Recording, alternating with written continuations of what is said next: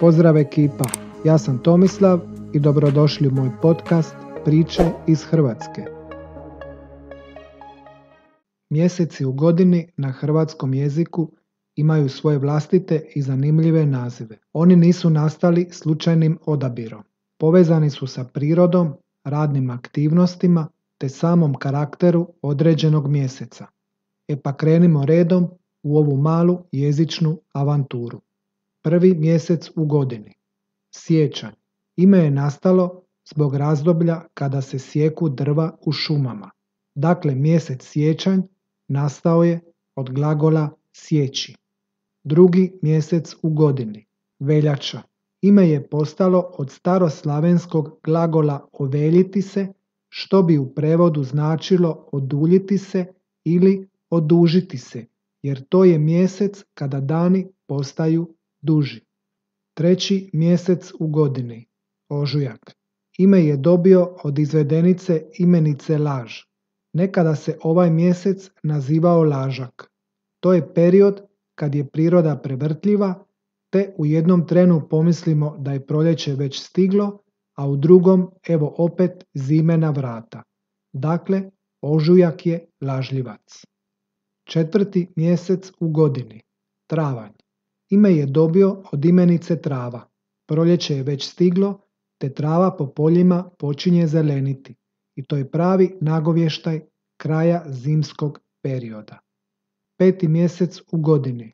Svibanj. Ime je dobio po biljki svib, koja u tom mjesecu cvjeta svojim prelijepim bijelim proljetnim cvjetovima. Šesti mjesec u godini. Lipanj. Ime je dobio po stablu koje se naziva lipa, te u tom razdoblju cvjeta u svom punom sjaju. Sedmi mjesec u godini. Srpanj. Ime nam dolazi od starog poljodjelskog oruđa i alata koje se naziva srp. To je mjesec kada se obavlja žetva, te se u prošlosti taj alat uvelike koristio u radu po poljima. Osmi mjesec u godini. Kolovoz. Ime je dobio po imenici kola te glagolu voziti. Pritom se misli na zaprežna kola kojima se u tom mjesecu odvozilo žito sa polja u spremišta ili štale. Deveti mjesec u godini. Rujan. Ovom imenu korijen dolazi iz životinjskog svijeta.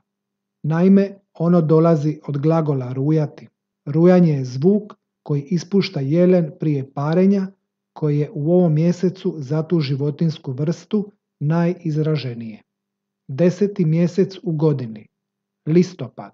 Možemo reći da je ovaj mjesec sam sebi dao ime.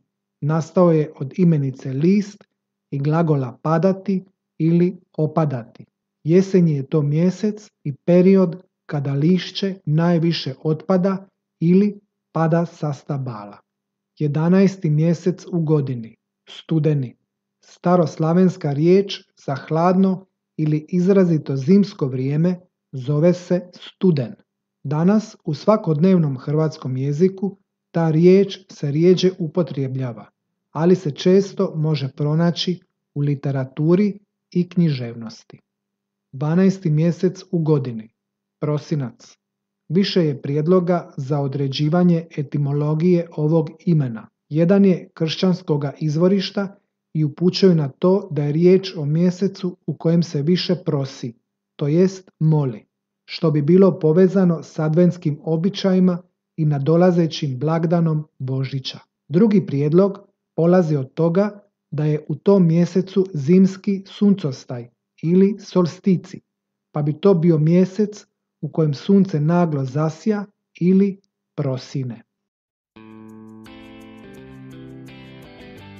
Dragi ljudi, nadam se da ste se zabavili i naučili nešto novo slušajući moj podcast. Želim vam svako dobro, veseli i zdravi bili i do slušanja.